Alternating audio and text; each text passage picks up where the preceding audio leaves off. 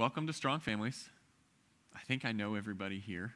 I am Nick Macaluso. I'm a licensed psychologist, and I have a fairly unique story, a unique start to my family. And if you haven't seen the video, you'll hear more about kind of my family and our start a little bit later in this talk. I would like to first off let you know that there will be a Q&A for 10 to 15 minutes after. So through this whole thing, kind of be thinking about what you want to ask so that we can keep that going. But usually once we get going, the problem is cutting off the Q&A. And also I reserve the right to say I don't know, and I will look it up and get back with you. That's pretty much the only way that anybody can do a Q&A. But I will try my best. Let's go ahead and start with a little bit of prayer, if we could. Dear Lord, we just want you to be present here. We want your words to be spoken, not my words. I pray that you would give me the words and give them the ears to hear what you have to say. And I pray that you would be working on our families, that you would find some way through this interaction here to strengthen our families. And thank you that we don't have to be parents alone. We have you to rely on, and we have each other, Lord. In Jesus' name we pray. Amen. All right. We're going to be talking about moody behavior once again, but this time in the teen years, not the preteen years. What is moody behavior? I think that we all know what it is when we see it. It is the stomping the feet, the mumbling under the breath. My personal favorite, being ignored as a parent. That's usually pretty great.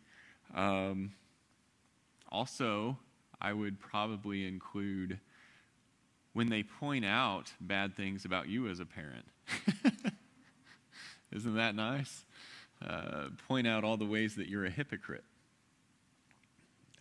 What is moody behavior not? What are we not talking about today? It is not teens getting up and screaming in your face. It is not withdrawal from any drug and intense anger that kind of comes along with that, or otherwise wacky behavior that you get with that. It's also not any one severe mental health condition or anything like that. So therefore, I would say if any of those things are going on, you probably need to get help. And I wouldn't hesitate to do that if some of those things are going on consistently. We can't deal with that here. This isn't treatment, and those things tend to require, some kind of treatment at least. So I would encourage you to do that if those things are going on. There are, to start us off, two domains that I think that moody behavior comes from that would kind of catch a bulk of it. Now in the preteens, I talked about 4 domains, and I tried to shorten this up. So I think that, the societal domain, we have to look at that, and the developmental domain. Those are 2 pretty significant areas that we want to have our eyes on, that we should be paying attention to. Societally, can you think of anything that we might be going through that would impact our children's mood in our household? Yeah, COVID. We got a COVID. That didn't take long. What we know about COVID it is increasing suicide rates in the teen years. And if people are making that choice to commit suicide, what else is it doing? It's probably on a much broader scale impacting, the mood of others. And it for sure is doing that. And what specifically kind of how that went was when the first part of COVID, schools let out, right? And then suicide rates decreased. They went down about 15%. Well, when we started demanding more from our children, 5 months later, they've never had 5 months where they didn't go to some sort of education and structured daily activities. suicide rates shot up 50%. So net increase in a big way. So all that to say that yes, it is going to impact their mood living through a pandemic. If it impacts our mood, for sure it's going to impact our children's moods. What else? Well, I would say that, I include 2021 as a political year. It's the, we just got a new president. And what you see on the news and on all sorts of media are war-raged politics, in this day more than ever. And the funny thing about teen brains is they're just now able to conceptualize and abstract enough to where they start to understand and pay attention to politics and what it means for them. And they can't do that on an adult level at any means, but that's where the start is in the teen years. So yes, I think, two presidents yelling and screaming at each other, duking it out, kind of impacts their idea of what's appropriate and how to appropriately communicate with others, potentially their parents. Also, have you ever spent any time on TikTok and Snapchat? No, I try not to. If you did, what you would see is a lot and lots of sarcasm and disrespect towards one another, and that's more so becoming the norm than it ever has before. I saw something, Cartnarks, the other day. It's a popular YouTube channel. The most awful thing, the most patronizing thing, but also the most addictive thing. It's like I couldn't stop watching. It's someone that goes around irritating people that are trying to mind their own business that didn't take their cart back in the parking lot. Huge infraction, let me tell you, if you've never done that one. But just irritates them to the point where they just explode and then makes a video of it. And that is, you get to watch them explode, and it's fairly addictive. Can you see how that would be? I mean, yeah. So just a lot of disrespect and sarcasm being modeled. More so than we were ever exposed to in our childhood years. So that's going on. That's kind of the societal domain that we live in and how it could potentially impact, how our children present to us on a daily basis. The developmental domain, there's a few things going on that we need to talk about. First off, I'll start off with a psychological phenomenon known as the invincibility complex. Has anyone ever heard of that? Teens, they feel like they can do anything and not be harmed physically. They're just immortal in their minds. I remember this. I remember specifically thinking as a teenager, like, if I got shot, I'd probably be okay. You just kind of flex your muscle hard enough, and no, that's just, but that is the teen brain. That's one of those things. They're not quite there yet. Also, the imaginary audience. Teens commonly have the sensation that they're being watched by an audience. And if you're being watched by an audience, do you want your life to be boring? You want to be entertaining. You want to be vibrant. You want to be risky. So this can increase risk-taking. I'm not saying it makes them more moody, but if you're like me and you see your teenager engaging in risky kinds of thinking and ways of being, sometimes we as parents will call that out. So it can kind of lead to moody interactions between us and our teen. Just seeing that they're, prone to risk. Teens are in the stage of finding identity, and it really is an extension of what we talked about in the preteen years, of how we talked about they're joining in to the social environment around them. They don't want to stand out in any way, shape, or form. Well, as teens, finding identity looks like the same exact thing, just more specific. Now I'm finding that I fit in with this group, which means there is a little bit more exclusion than there was in middle school. I'm not like them, by the laws of nature. If you're like one certain group, it means you're not like certain other people. And so those differences start to stand out. They do that in their career and in their social domain as well. They start to specify who and what they're like and what they associate with. And this helps them find a career. It helps them find, hopefully, a good friend group. We would hope that.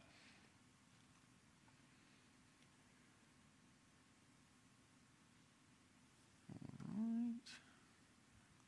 Bam. Lay that one on you. My very scientific graph here. Developmentally, this is a developmental graph of relational distance between parent and child. And it starts on the x-axis, it starts at 0, and the child's age will get older as we go across. On the y-axis, relational distance, like I said, goes up. What you notice is at the left, where it starts, age 0, there's 0 relational distance there. They're fully reliant on you. They're attached to you. They're sucking on you. My kids as babies sucked on me. I was their pacifier. They actually got fed from my wife. And at 5 years old, they're a little bit more distant because that isn't going on. There's a little bit more distance there. They start doing some of the things on their own. At 10, you kind of hit this ramp, I would call it. That's the start of the ramp, where you kind of notice some mood and some kickback. They're not going with everything that you say. They don't care as much about pleasing you. And then at 15, that's kind of the height of the peak, 15 to 17. That is the age that you will feel, hopefully, the most distant from your teen and your child in their lifetime, if all goes well. And it starts getting better. I shared last time that my oldest is 17, and I can see some signs of things are getting better. He's starting to come back to us a little bit. You have to really look, but it is there. And then, that ramp kind of continues. They get closer and closer throughout.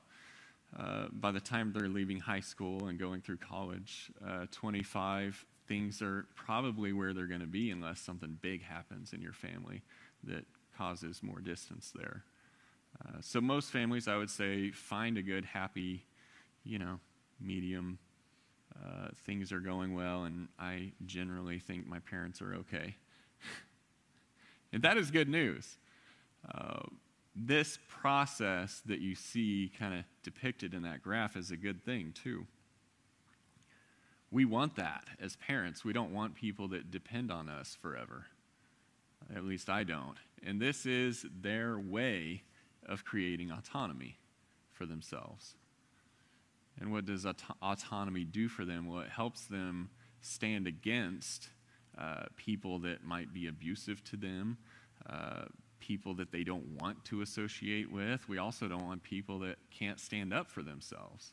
So when they practice that in our household, and their moody behavior kind of forces that issue, they are practicing doing that on the outside of our home too. This is good and great, but it's chaotic, and it's hard for parents too. There's just a lot of things that we don't like. We want them to please us. We want good kids, the good kids. But sometimes we can't have it our way. So it's a very good process and a very needed process. Now I want to ask you if you would rather be a good enough parent or a perfect parent. Kind of take a minute to think about that. Choose one. Lock it in. Don't be changing your answer on me. Which one would you take?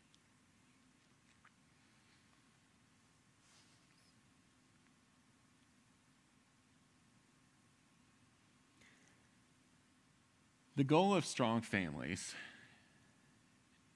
is to create kind of a easy and quick conceptualization in your brain of what things going well looks like in the household. That way you can deal with a variety of behaviors and a lot of different things that are thrown at you.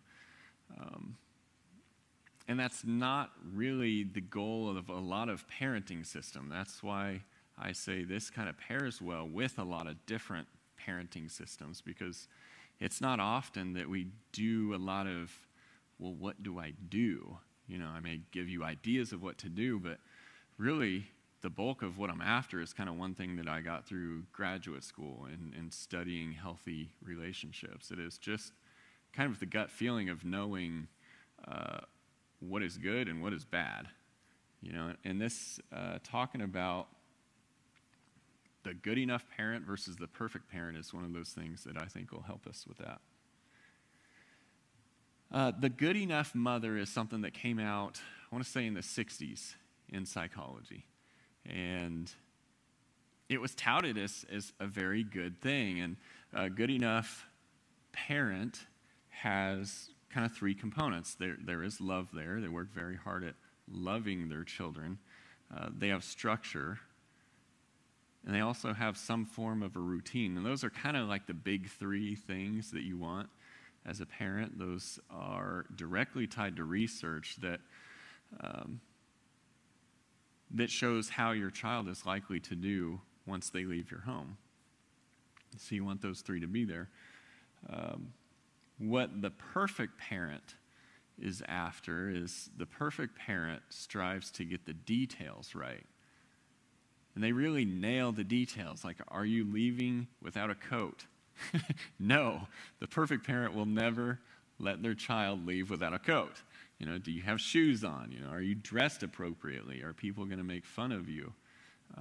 Is your hair cut right?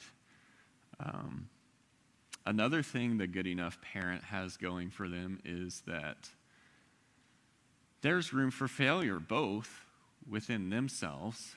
You know, the good enough mother is going to fail because it sounds so mediocre, right?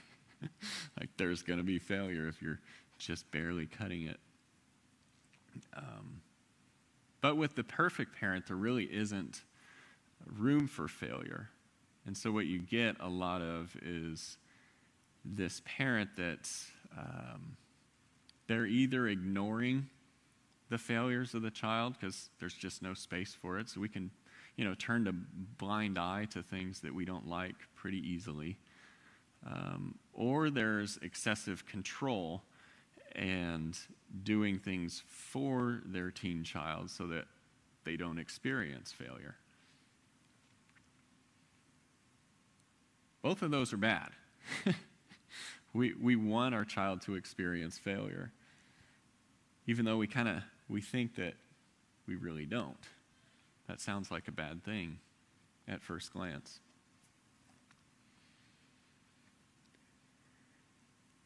And this kind of takes us into a typical maladaptive pattern that we see a lot of. When we as parents, we see something going on, you know, we tend to do something about it. We've done that, you know, since they were age 0. If they cry, we feed them. You know, if they're acting up and screaming, you know, we fix the issue. And we're no different by the teen years. We continue to kind of take action, but for the first time, there's resentment, rebellion, and poor attitude. And maybe not for the first time, but for the first time in a way that we haven't seen it before. It really ramps up during the stage that we're talking about. They don't like us being involved in their life anymore. So what do? Well, we crank up the volume. We know how to get through a difficult moment with our small kids. And so we get bigger, we get louder, we take care of the issue because they are being an issue. What do? Well, they then become overtly or covertly rebellious, resentful. And the most important thing is less motivated. The more involved we get, the less motivated they get in their own life. Some of you know exactly what I'm talking about, right? teen motivation, not ever an issue. Well, at that point, we run the risk of becoming more invested in their life than they are. And what does that do? It robs them of experience. It robs them of failure, which I have said that they need a lot of so that they learn. All right, I need a volunteer. We have come to this part of the talk that we're going to do a role play. Jason, would you mind? Thank you, sir.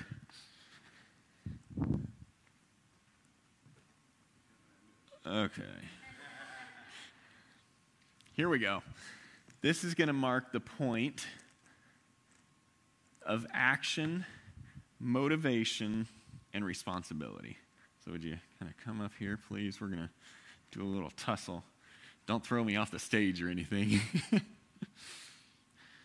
Okay, kind of go along with me here. Now, Jason, darn it, I told you to fix your hair. And can't you just get decent grades for once? Come on, go to church, tuck in your shirt, tie your shoes, put that jacket on like I told you to. What has happened? Motivation, action, responsibility. We are nowhere near that. But I am driving my child towards my perfect picture in my head of what he is to be, my teen. And that is all the things that I was telling him to do that he's obviously not going to do. I'm surprised he's not turning around and running out of here by now, getting even further away from the things that matter in his life. And those things would be, homework, proper social skills, things like that. We want him to be motivated towards good things. Something else that can happen is, Jason, darn it, won't you ever do the dishes or anything? I don't want to fall. I like this one. Fix your hair tie. You're a mess. I'm going to give up on you. And then what happens? Look at where we're at on this side. I have given up as a parent, and now he is driving me towards his picture-perfect kind of childhood teen dream. And what might that be? Fast cars, maybe, lots of freedom, risky behavior of all kinds. But again, we're definitely missing the mark of motivation, action, and responsibility. Thank you. And what was all of this about in the first place? It was about failure. Because when we as parents let them do their life and we're not in charge of it, or we're not running away from them, they're definitely going to have this. They're going to experience failure. And failure is a really unique thing. Failure is something that we can give to our child, and it's a gift. Because failure can teach you lessons. And it is dangerous. There's risk involved. My child, no more than a month ago, wrecked his car and totaled it completely. I mean, failure is very tough. But if we take over for them and we take this out of the picture, we just push it off till later. And we really want them to experience failure in our household when they have the most access to our help. And we want them to learn the lessons that will help them minimize failure and risk in their lives. And a lot of times, we don't like the ways in which our child fails. Not only do they fail us, but bad things happen in their life too. Sometimes those things are really important. Sometimes it's jobs. They show up late for work. They don't engage in education like they should. They fail actual classes, not just tests. Why do teens do this? Well, it's really simple. They're new at life. That's why they have a lot of failure in their life. That's why they experience a lot of hardship. But we don't like it. We want to get rid of that. We can get rid of that. We need them to fail. Have you ever told yourself that as a parent? You know, I need my child to fail. I want them to fail. I'm not there yet. I don't want them to fail, but it is a hugely important consideration in parenting teenagers. And for the first time as parents, we're coming up against that.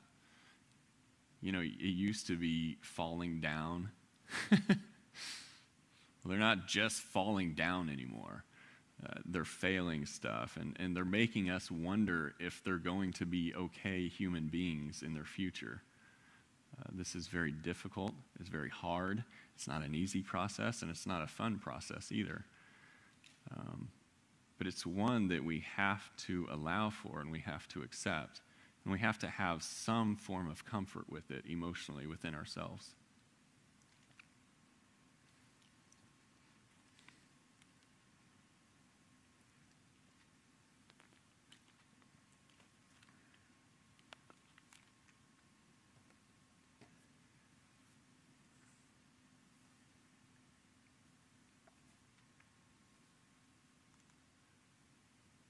All right, let's lighten this up a little bit. Look at the Bible.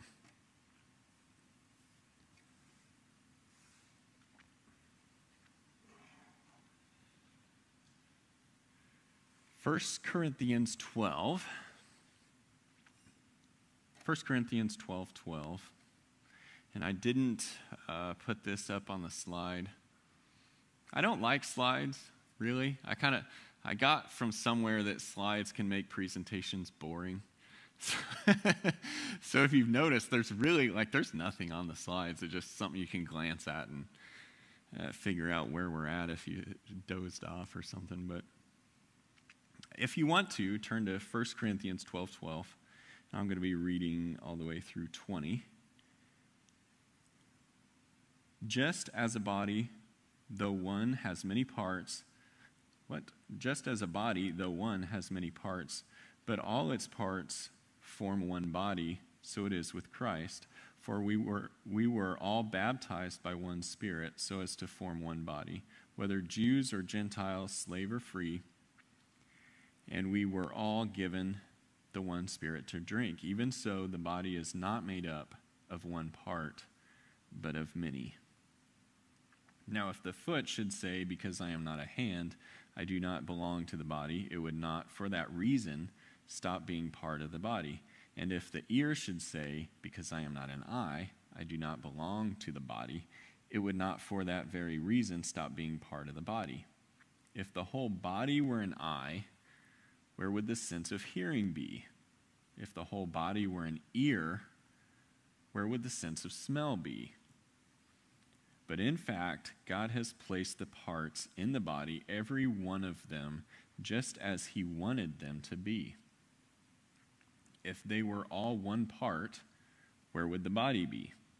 As it is, there are many parts, but one body. Why the heck are we talking about this during a teen mood session, talk, speech? I don't know what to call these, really. Topic session, I guess. Well,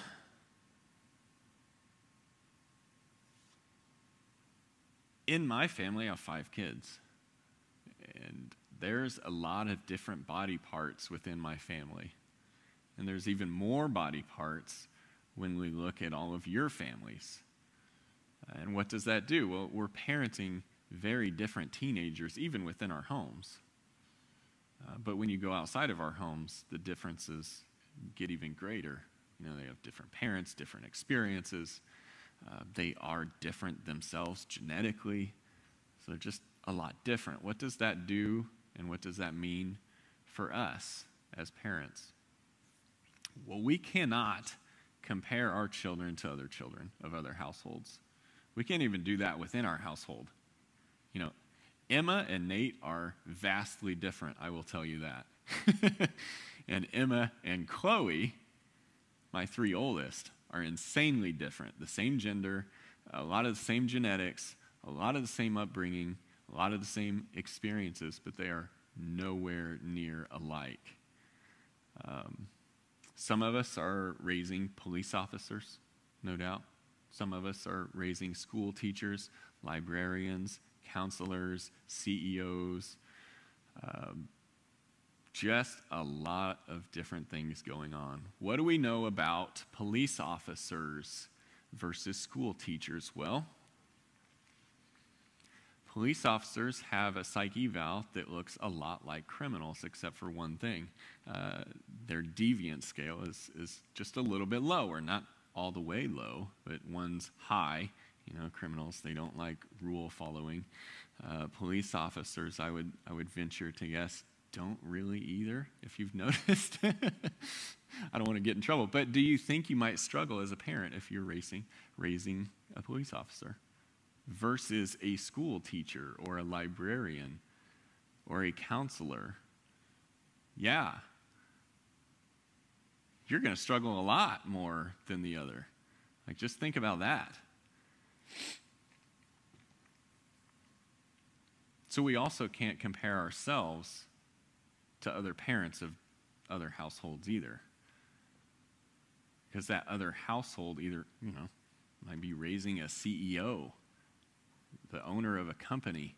What do we know about them? Well, they're not very agreeable. That's for sure.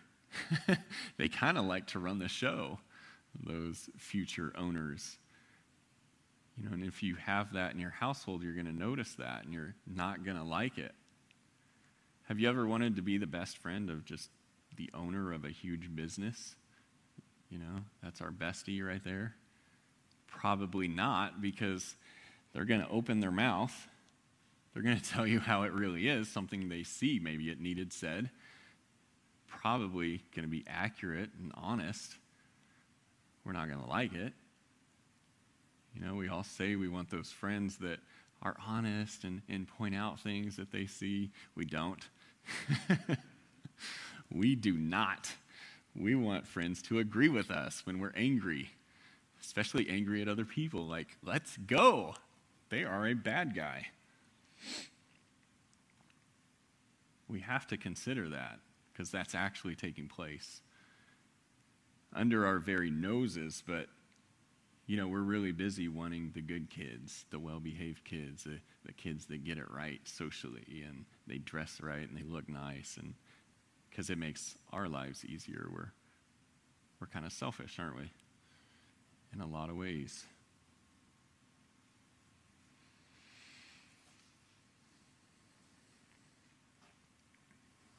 Another thing this points out that I like is verse 15. I'll go back to that. Now, if the foot, I almost said a bad word there. A little Freudian slip, no. Now, if the foot should say, because I am not a hand, I do not belong to the body, it would not, for that reason, stop being part of the body. And if the ear should say, because I am not an eye, I do not belong. Sometimes we scapegoat our kids. That could be said. The scapegoat, it's Palm Sunday. We should all be fairly familiar with what that is. The scapegoat takes all the problems of the household, and they're kind of the sacrificial lamb, so the rest of the family can go on doing their business and live life normally, because all this, they're the fall guy. Everything is this person's fault. And this is an actual process that we do and we encourage as parents. And we get all of our other kids to kind of align with us in that. Be watching that. Be watching that. Just like watching how much you're doing for your child, be watching that as well.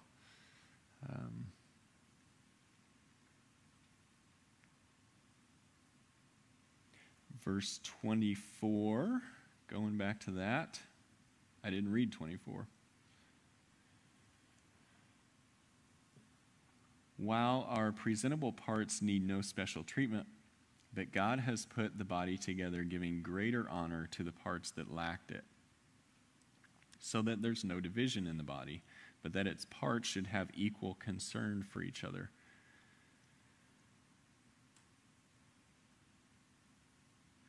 in verse 17. I forgot to read that one. If the whole body were an eye, where would the sense of hearing be? If the whole body were an ear, where would the sense of smell be? I think these two verses drive us to one place. I think they drive us to being thankful. Being thankful as a parent is something that puts us back on track, I would say. We can't be expected to be nice to, kids that aren't being nice to us unless we're insanely thankful for God putting them there and giving them the specific gifts that he has given them. And it's no mistake that, when God creates a CEO or a police officer or an engineer or something, that's no mistake. Those jobs require certain skill sets and certain attitudes. And just because you're getting that attitude doesn't mean that there shouldn't be a sense of thanksgiving for, the traits and the struggles and the tasks that God is bringing them up against. In fact, I think this is the only way we can be expected to be nice to teenagers that are not being nice to us, that are moody. We have to be thankful.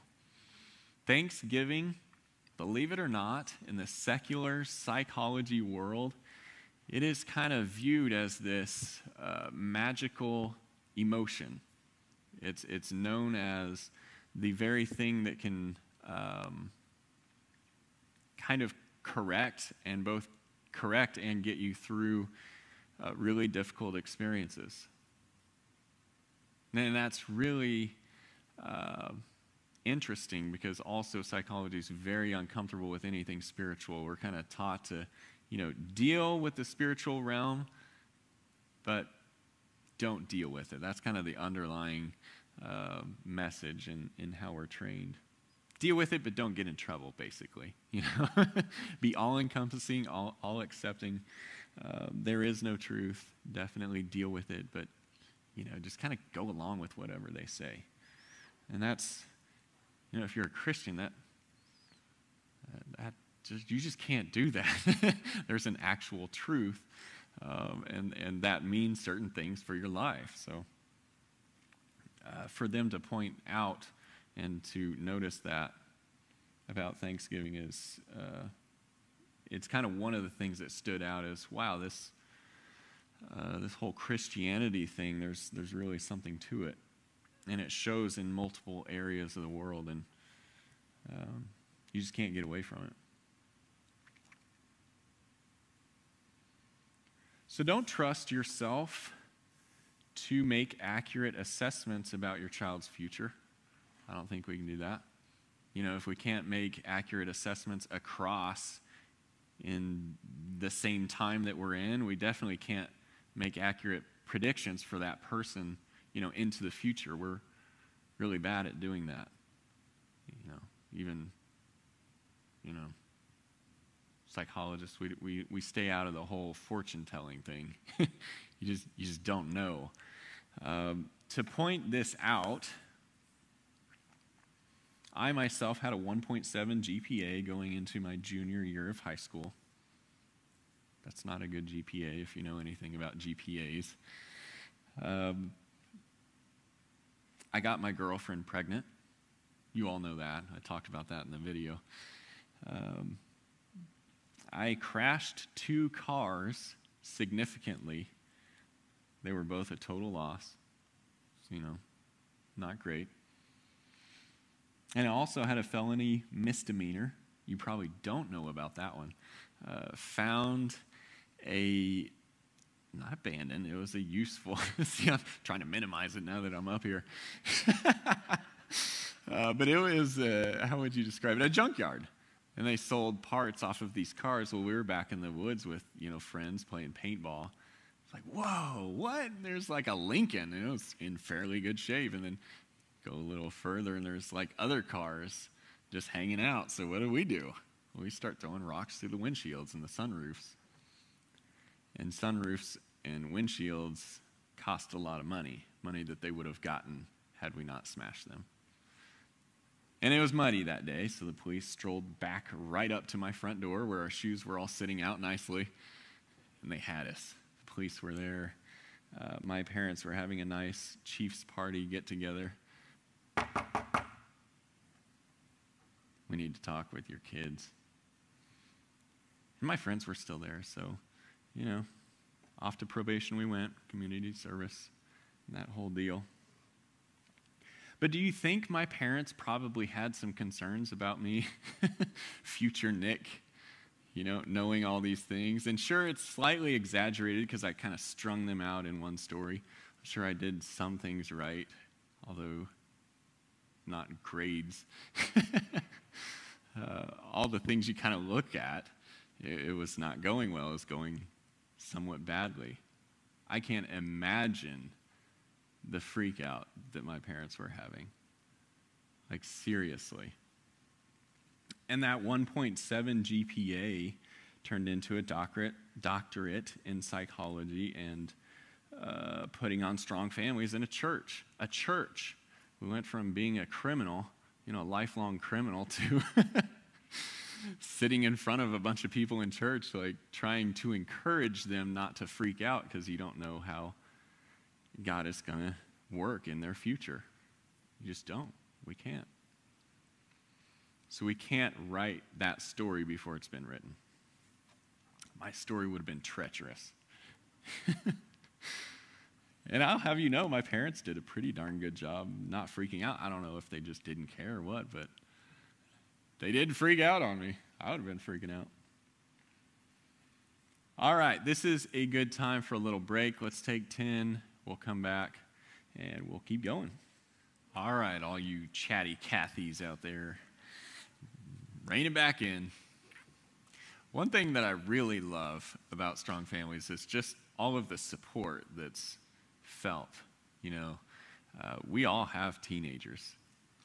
And, you don't have to really know specifics about how a parent of teens is struggling. You just kind of look over and say, yep, they're going through it. I know they are.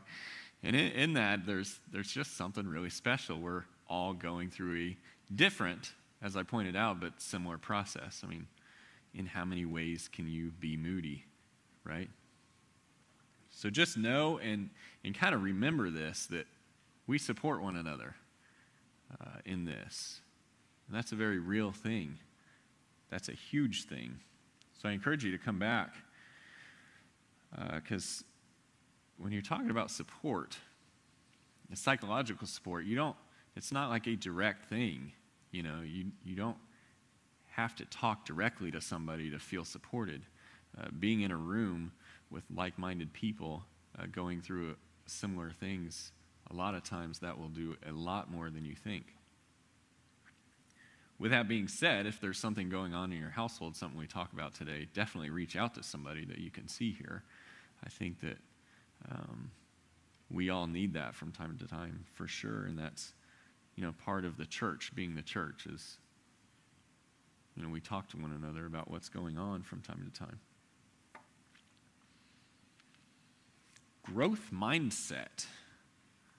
That takes us into the growth mindset that we'll be talking about. The highest, most decisive experience is to be alone with one's own self. What everyone else chooses to call the objectivity of the psyche. So we're talking about the thing that guides you, being able to detect and assess accurately. You must be alone to find out what supports you. When you find that you cannot support yourself,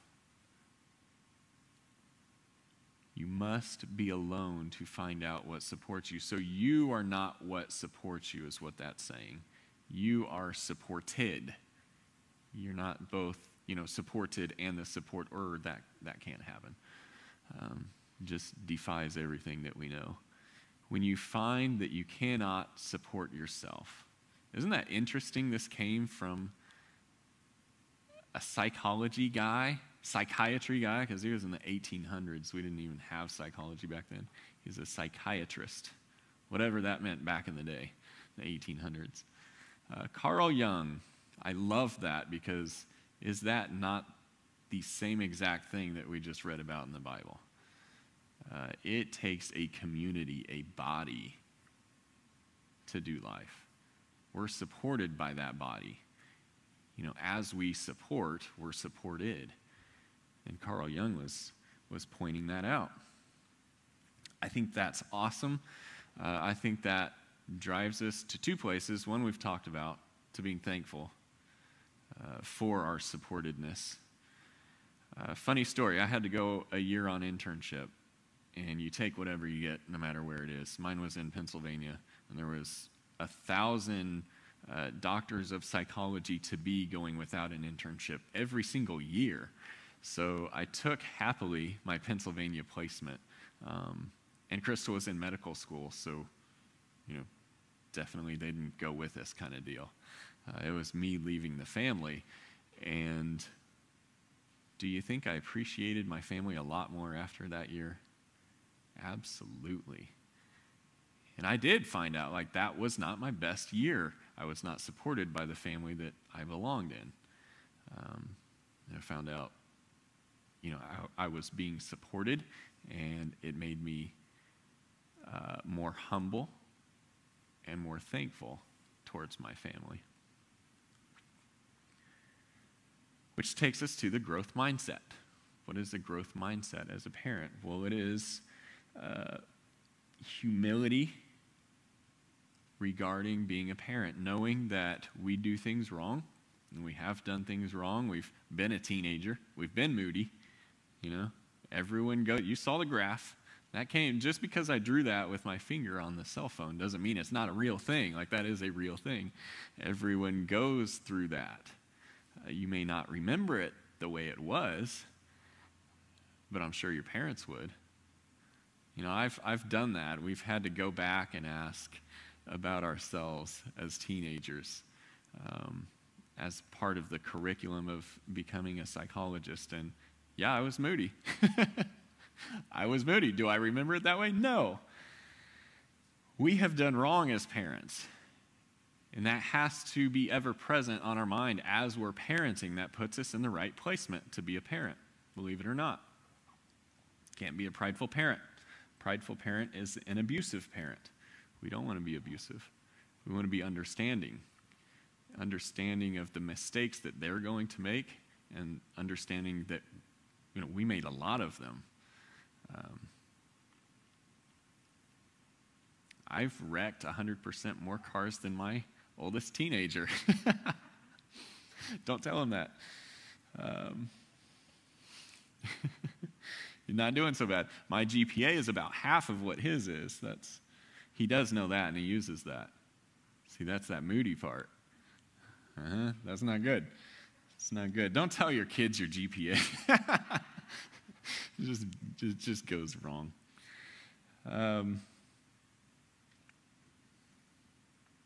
Hypocrisy is when we expect perfection.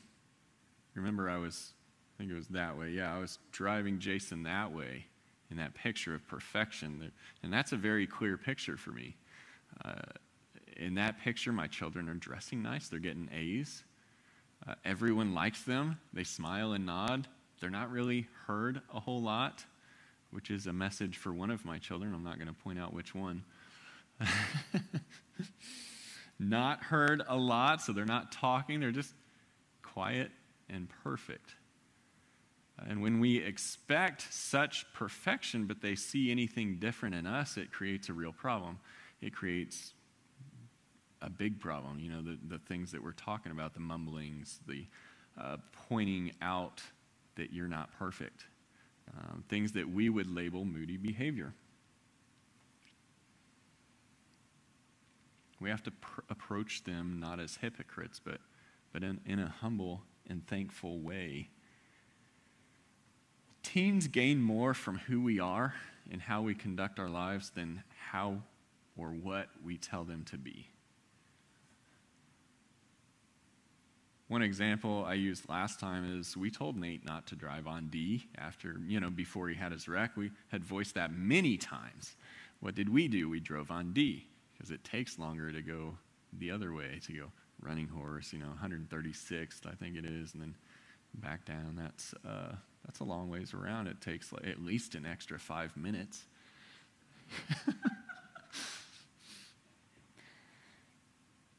What might we have done if we were very serious about him not driving on D? We probably wouldn't have done it ourselves, and that may have worked better, maybe not.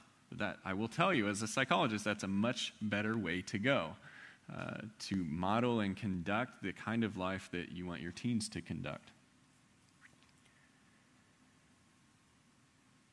What does all this really mean? Up till this point, we've kind of talked about being thankful and, being humble, which we all as Christians believe in. Well, I'm the least humble and I'm the least thankful in my household. And I'm probably, in this church, I'm probably the most of both of those things. So I think it's something that we need to hear, but also practically speaking, I think that there are some things that it leads us to do. And a lot of times, like I said, we want that quick, easy conceptualization of things going right. And that includes you in a huge way. Because we can't control all the ways that our teen is going to come at us in mood. We can put the parameters on it and we can try, but we're never going to win that battle. That battle is wrapped up, in genetics and biology, and it's just going to happen. So, expect it. Expect moody behavior. Be thankful for it, which is hard. I know I'm telling you to be thankful for struggle in your life, but I think we should be. When we really look at what struggle means for us, it means we're growing, and we're learning and we're getting better at life. I fully believe that long-term relationships with your kids and with your spouse, they take you to another level. They prepare you for the kingdom. That's an important thing. I'd say, we should be thankful for some of the struggles that we come up against. And by the way, that's also happening for our kids and our teenagers. They're being kind of renewed and refined through the difficulty that we see them experience. So we can be thankful for that. That's not just, a quick, easy something we say, be thankful for your struggles. No, really, be thankful for your struggles, because that's a big thing. Helps us get to our end goal, eternity.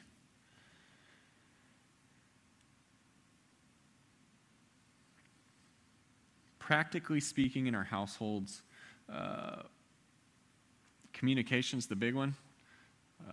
Knowing that frequent conflict leads to more resentment in our teens and less motivation towards the things we want them to be motivated towards. So I don't think arguing and bickering and pointing out all the things that they should be doing is the right way to go, because it decreases their motivation significantly and pretty quickly. I've seen it happen in my house plenty of times. If you could think about starting with how you would say something you're noticing in your teen's life to a friend, maybe your best friend. And for some of you, I trust that would go fairly well. Some of you just know. That meant nothing to you because, you're yelling at people and whatnot. So you start there. How am I going to say this to my adult friend that I don't want to hurt? But you end with, how do I get them to make my arguments for me? How am I going to get them to talk about and talk towards where I want them to be? And that we call motivational interviewing. So that's where we get to the communication, the MI trio. MI stands for motivational interviewing. It's fairly new development in psychology. We now know what kinds of communication increases motivation towards change. And if your teen's moody, you kind of want them to change, don't you? You don't want them to stay that way the rest of their lives. So the MI trio is what could potentially happen? What could potentially happen if you fail this math class? Child, why would you not want that? Or do you want that? The answer is going to be no. Well, why not? It doesn't matter how you say it as long as you kind of get there and they're talking about reasons that they don't want to fail math class or they don't want to wreck their nice car or, whatever it is, whatever you're noticing. 2, how do we prevent that? How do we prevent this bad thing that we just talked about that we know you don't want? And 3, how can I help? Do you want me to look over your math before you hand it in? Do you want me to remind you about things? And never agree to do too much. You're not going to be doing their work. Ideally, you're not going to be, knowing about their assignments before they do. As, we talked about the action, motivation, and responsibility. We want them to be more invested in their life than we are, for sure. Never work harder than your teen at their life. It's a hard thing. It's very difficult. But this style of communication is very passive, if you haven't noticed. It's just questions. And if you were to say those things to a friend, they wouldn't be angry at you. They would feel cared for and heard because your primary task is listening. That's really what you're doing. I think we should talk to our kids, our teens, our young adults. So this is why we're talking about communication.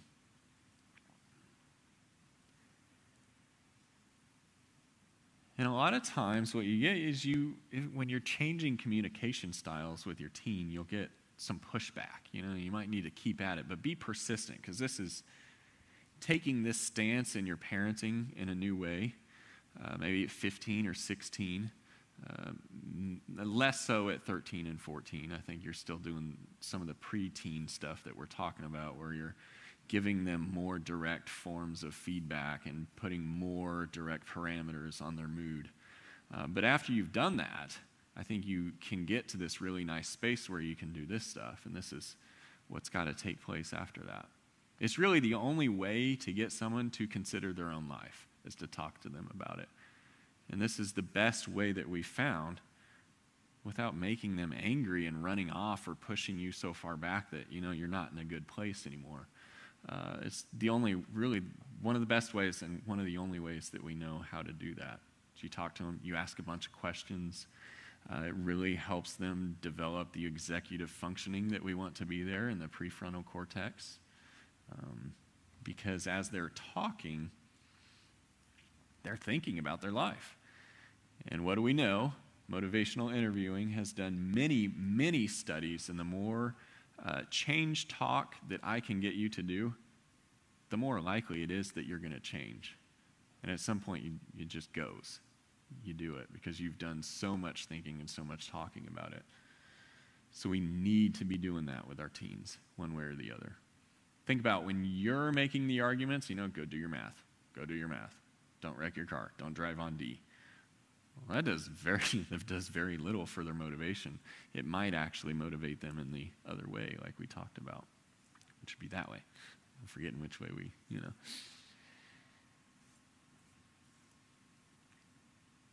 So experiment with your communication style. Take a more passive stance. That is okay. Your perfect parent side of your brain is not going to like it. I'm not doing enough. I'm not doing enough. I'm not doing that love and logic that they taught me. Or I actually like love and logic. I like all the different parenting programs. But internally, they're very bad for us because when we don't do them, there's this parenting guilt. So I don't want to put that on anybody. Consequences take a back burner, and they're much less frequent at this stage in the teen years. They're still there. They're not non-existent. I like natural consequences. Nathan doesn't have a car yet because after you wreck a car, it takes a long time to shop and get a license again, get it licensed. We're a busy family. I'm not saying we're dragging our feet. I'm just saying natural consequence, and it's good that it's kind of a slow process. I like that. And we can kind of add to that as parents, so I like that kind of thing as consequences. With their mood being so high in that relational distance, I don't really like direct forms of consequences. I think they're still needed, but let's do what we can to kind of not flare them up and flare us up and flare the conflict up in our households that's already high, for sure. It's expected that there's high conflict, by the way, if you haven't gathered that by now. Conflict is kind of the opposite of relationship in the studies. It's something that it's bad. It's tied to bad outcomes, so we want to minimize and do what we can as parents to minimize conflict.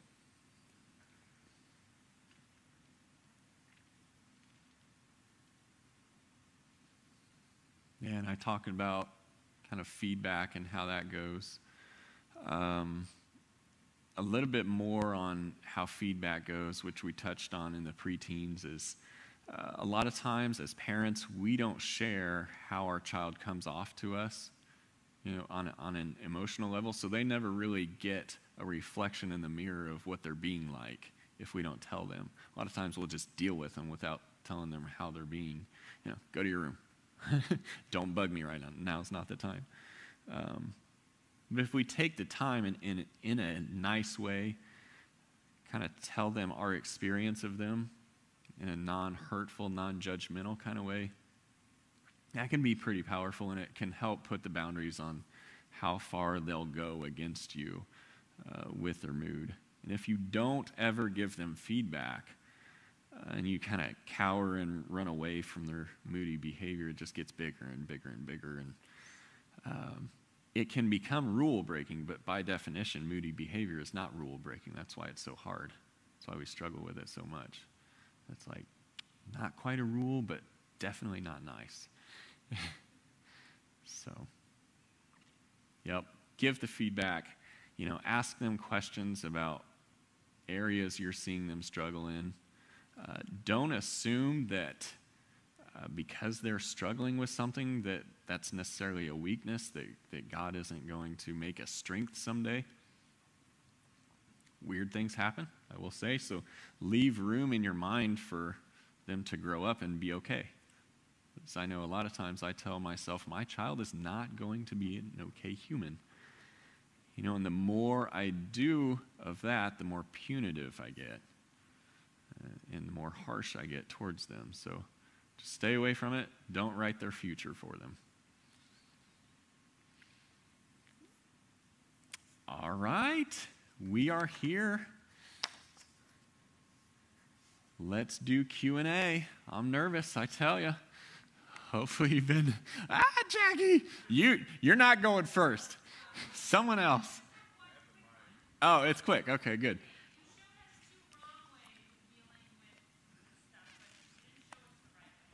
That was at the end. That was just now. Yeah. That's all this stuff. I didn't want to give away, you kind of jump back and forth in a talk and it gets kind of clustered. That's the right way. Jason, dang it. And first off, the perfect parent would be concerned about all these different things. Well, me as a good enough parent, I'm just mediocre. I don't care about any of that stuff that I was talking about, his haircut.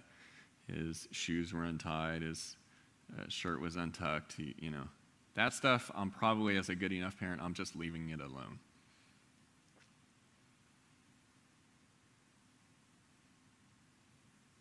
Yeah. He can deal with all that. Yep. I have the mic if anybody would like to use that. What about sleep patterns and how much?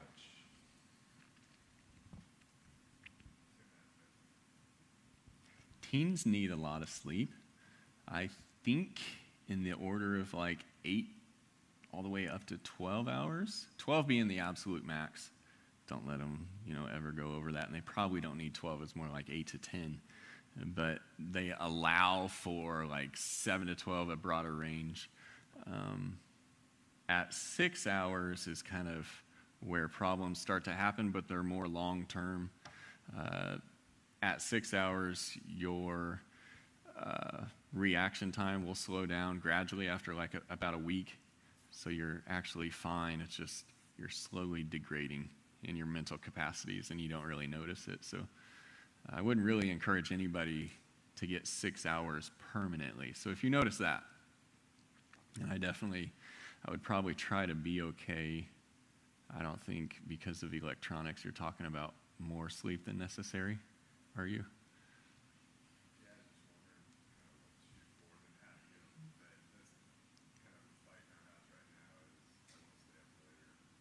Yep.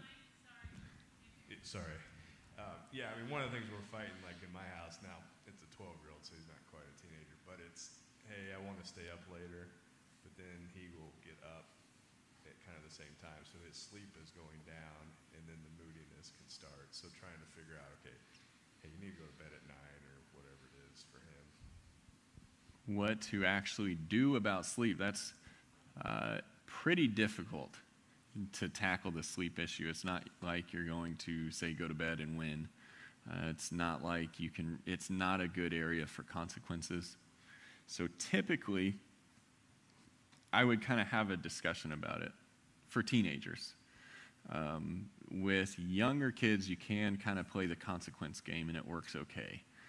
What I like better is something Love and Logic kind of teaches, which is you kind of give them choice in this area, but you kind of confine the choices. Say you're in your bedroom, you can do whatever. In this case, and now, I didn't go through Love and Logic when we had the little cell phones, but definitely no cell phones in the bedroom, because cell phones will, with the addiction pattern, it'll just keep you up. So you don't want that either. Yep. So I know 17 is like the end of your personal experience. So we've got these 17, 18-year-olds, and we're asking them to make big life decisions. Where are you going to college? How are you going to pay for that? What future career do you want? And we're still on that edge of like teenager. So what would you speak to that as far as like, is that where you do the motivational interviewing? Is that where, I mean, how much do you as a parent step into that decision, I guess, from a psychological perspective? What she's saying is she's asking how much to step into the college decisions. These decisions are very scary because they can change the entire future of their life.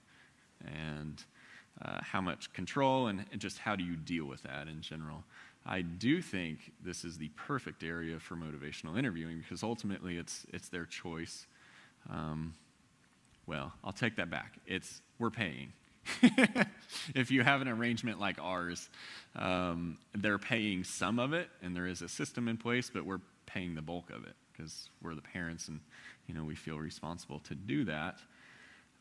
So it is kind of this mutual area to work out, but I still think you have an adult discussion, kind of like you would with a best friend. I would feel a little bit more free with your child, of course, to point out things that they may not be noticing. How much it costs is definitely one of the discussions for sure that we're having, and sometimes making a list of options that you would consider is a good way to start. If you feel comfortable in limiting them in that way. But yeah, it's the motivational interviewing thing, but you're kind of, since you're paying, you're having more of, you're more free to point out, well, these are some potential consequences here.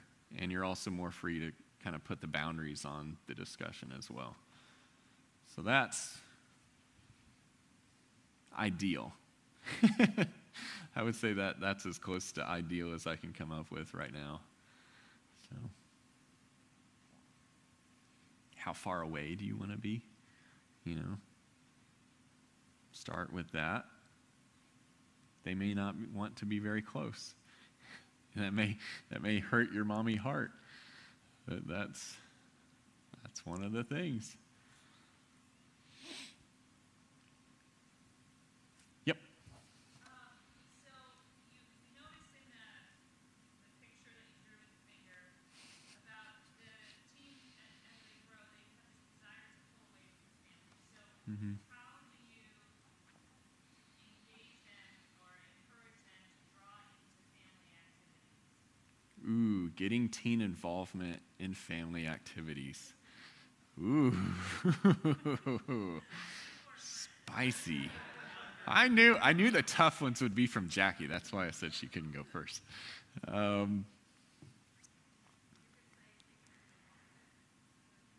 Take them what? Oh, yeah. There you go. Vacations are a part of our plan, actually, in the Macaluso household, and that's no joke. In the preteen group, I talked about having fun as kind of one of the primary things to pay attention to, because that will help this mentality that kind of takes hold in middle school that family is no longer fun. But if you are engaging in fun and if you're serious about fun, I think that's less likely to happen. It's going to happen. It's just going to less likely to happen to a huge extent, to where they just value their friendships way over, time with siblings and parents. So that's part of it. I think limiting electronics is definitely needed, and that's something I also touched on preteen topic, but not this one. I recommend kind of the 3 hours a day of electronics on their cell phone, and that's because they're on them all day at school now, and we're on them all day at work. So when you do that, it's tough, but it does kind of increase this healthy boredom, and with that healthy boredom, you're going to have to deal with them a little bit more, unfortunately, but that means they're around you more. And so get serious about fun, limit electronics, because even teens, we've talked all about giving teens their space and freedom, and that's all well and good, but we're handing them, this handful of addiction on their devices, and that can be pornography, and that's all the other bad stuff that we talked about, and just TikTok and Snapchat, which has its own addiction pattern going on. So they're dangerous. View them as dangerous, and kind of take control of that area. And there is no discussion about that. It's just 3 hours. But we can talk about why we're doing that, and for sure. What else? Probably got a couple more.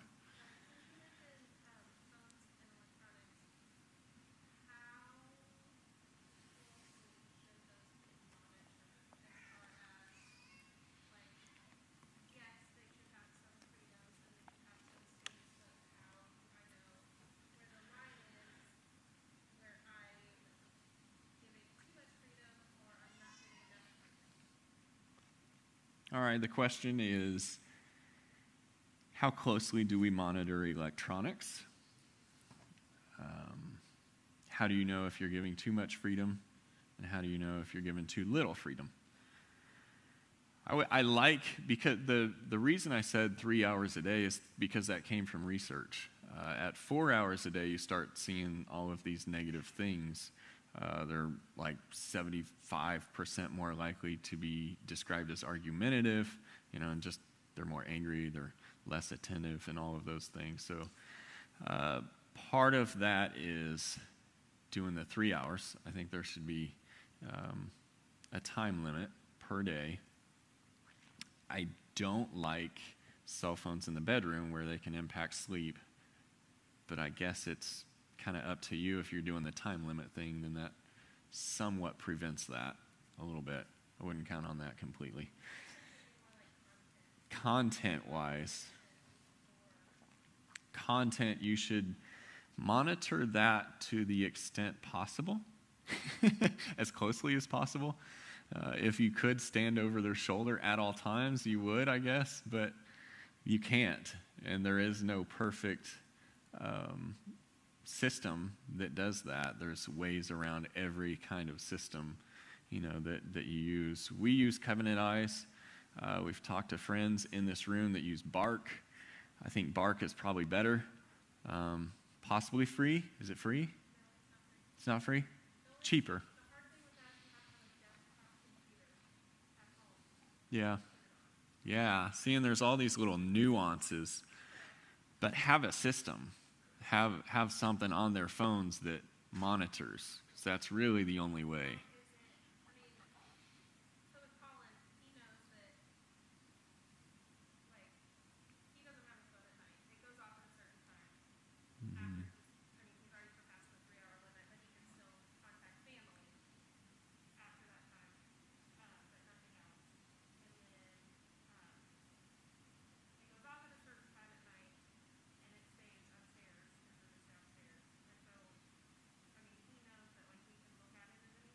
Mm-hmm.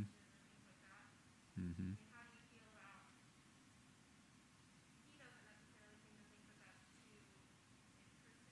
Yeah. Yeah. Yeah, it's an area that's not really up for discussion because hopefully we've had that discussion that's very addictive. I won't allow myself to have free reign on electronics. I'm definitely not going to allow you to, just sit there and struggle in an area that, I'm completely lost in myself. So with those kind of things, and we probably need to deal more specifically with electronics. This could be like a whole college semester and looking through all the different things.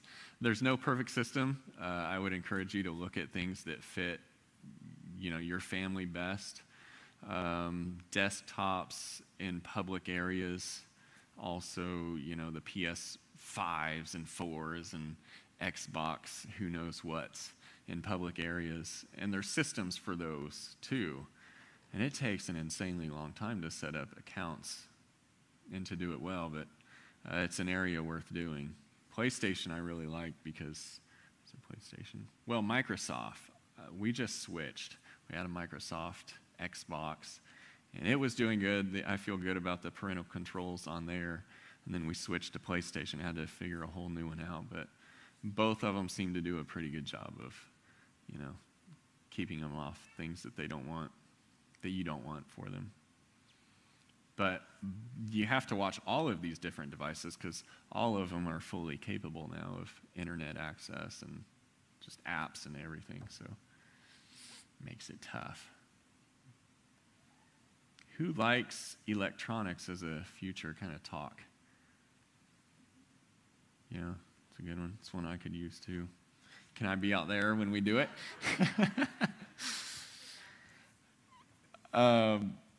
Gosh, an hour and a half is an awfully long time to be up here talking, but I'm never amazed at, I do it. And I don't feel worthy of doing it either, so it's quite the internal battle.